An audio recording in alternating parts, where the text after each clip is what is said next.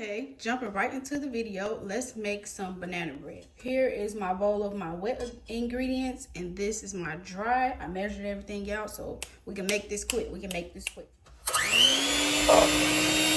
is how that looks. I'm not concerned about it being a little lumpy. My butter was room temperature, but it still was a little firm. Now I'm gonna just scrape the sides of this bowl, and then I'm gonna combine all of my dry ingredients. Now that everything is all combined separately, I'm gonna slowly mix in a half a cup at a time of my dry ingredients into my wet ingredients, just so that I'm not overworking the mixture.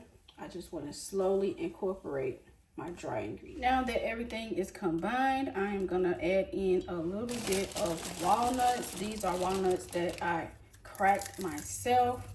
And I'm gonna leave them kind of chunky. I'm not gonna chop them up with a knife or anything like that.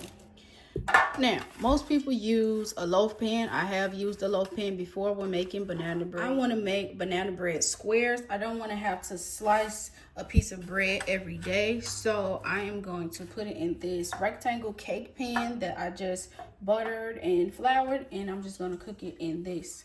I'm gonna bake it at 350 for about an hour. I'm gonna give it a couple of taps.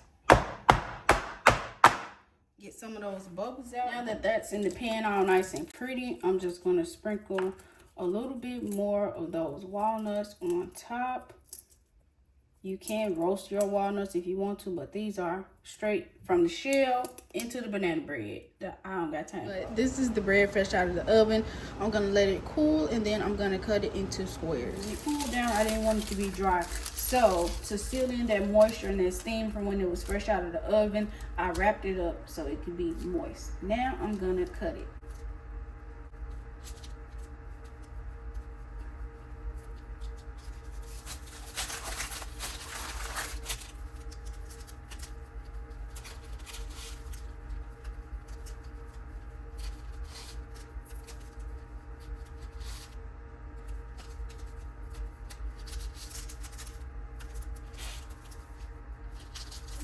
Is the finished banana bread.